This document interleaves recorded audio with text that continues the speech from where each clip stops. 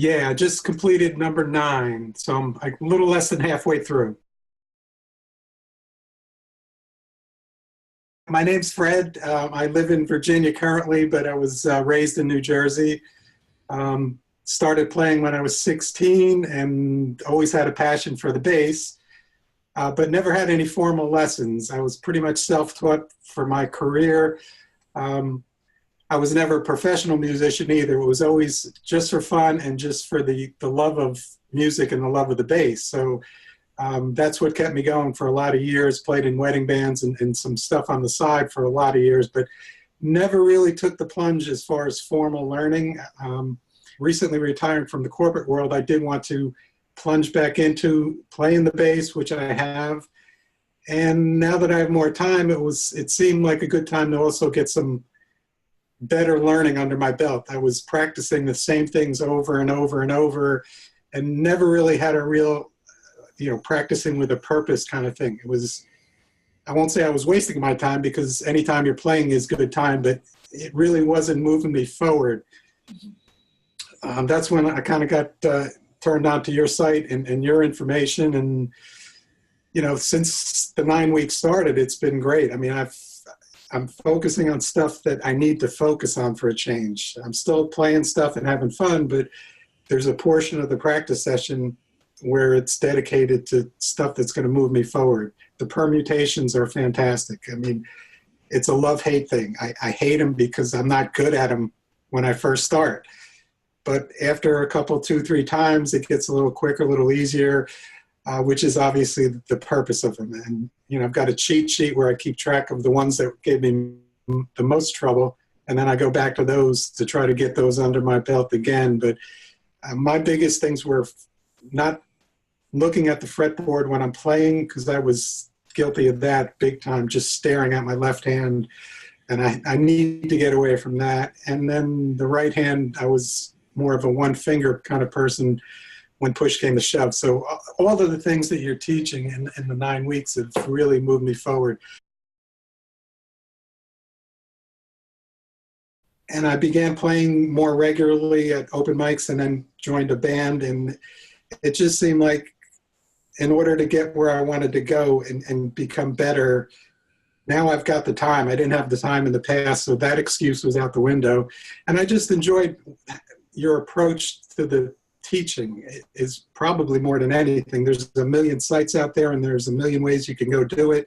But I enjoyed the way you presented stuff in your blogs and posts so that it was like, you know what, this makes sense for me. What have I got to lose except get better? So the combo where we're playing together, the call and response stuff, very enjoyable. The track with the drum machine, or having that behind it and being able to play with that. But honestly, I'll go back to the permutations and the finger kung fu because, again, it's a love-hate thing because I know that's actually moving me forward, and I could feel it in just 9 weeks that. The few times that I've gone out playing outside, I know I'm more comfortable. There's things that I'm doing that I wasn't able to do even 3 months ago. And so I really appreciate that. I enjoy the other stuff, but I know that's more of almost like a little jam thing. But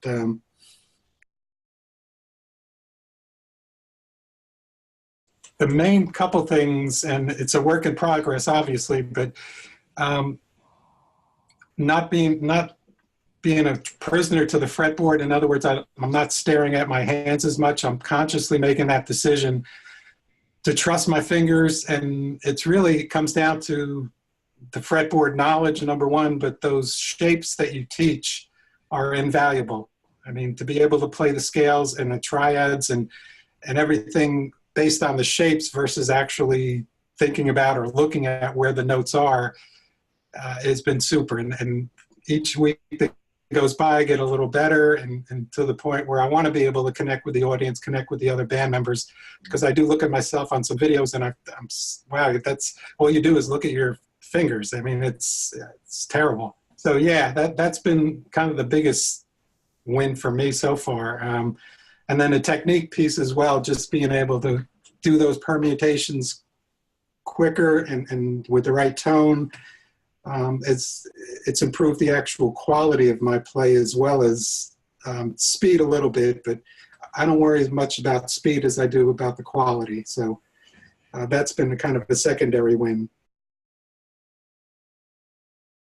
To the extent that I'm more comfortable playing difficult stuff, yeah, because it's kind of like you train for a 26-mile marathon and then you do a half marathon and it's a piece of cake. Right. You know, by training on those harder permutations, the groove stuff, the normal stuff I play in bands and stuff is, you know, that's like a walk in the park now. So I believe it's actually helping me think more. I'm not worried about what I'm playing. I'm worried about what I'm going to play next and how I'm interacting with the drummer and the guitar player. So absolutely.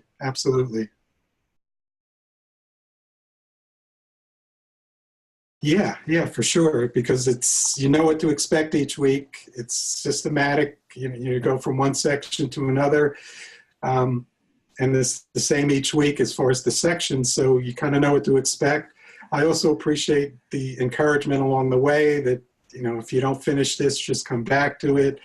But yeah, it's again, going back to why I joined in the first place, is I appreciate the systematic, comprehensive approach to it, where it's not, you know, willy-nilly scatterbrain, where it's this week you're teaching scales, next week you're teaching something else, and you know, you almost forget what remember what you were taught the first week, because it's not building blocks the way the way your program is. So kudos to you for that. Obviously you know what you're doing. Your theory is tied to the fretboard, some of the mnemonics that you do. So it's given me a way to not only know it up in my brain, but being able to have it ready on the fretboard as well.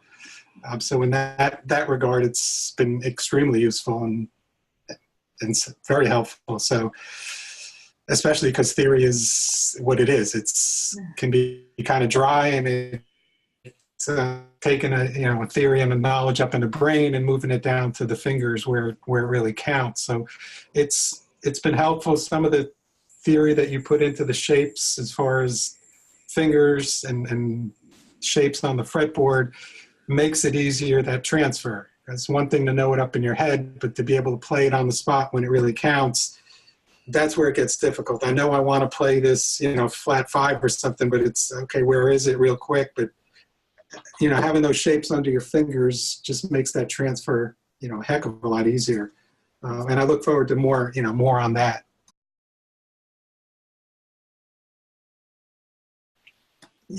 Anytime you become better at something, you become more confident at anything, pick it, sport-based, music, whatever. I don't see how it can't transfer to the other parts of your life, because you are more confident, you're a happier person. So therefore, some of your other interactions are going to reflect that, consciously or subconsciously. So, some of your tips as far as the learning process, the PORA method, certainly can transfer over to some of the other things that, I need to get done in my life as well. So, I would say there has been a positive effect. No, absolutely.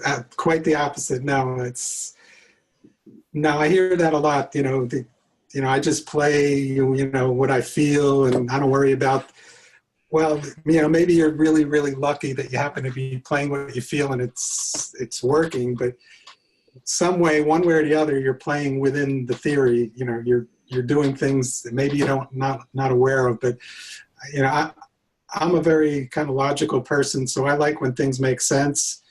So I need to know, what the tones are, what the notes are in the chord. I need to know the progression, and in order to groove better, in order to play better, I need to know why I'm doing what I'm doing. And that was something in the corporate world I was big on when I was with some people, had some people working for me. It was always show them why, help them understand why you want them to do something, and results always were better versus just telling them, here's what I want you to do.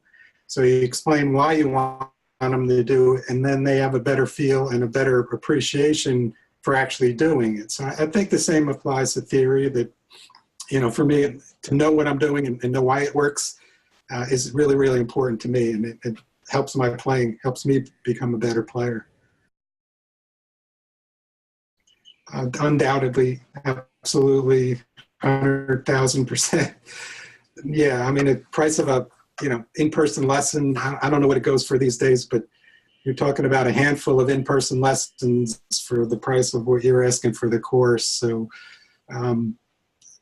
absolutely worth the money for anybody at any stage, whether it's just to brush up on some things, freshen up, or even a you know, flat out beginner to get a good foundation. You know, I wish I had done that way back when, to establish the right habits, good habits that I don't have to kind of readjust later in life, either now or over the past several years, trying to rework something that I probably learned the wrong way.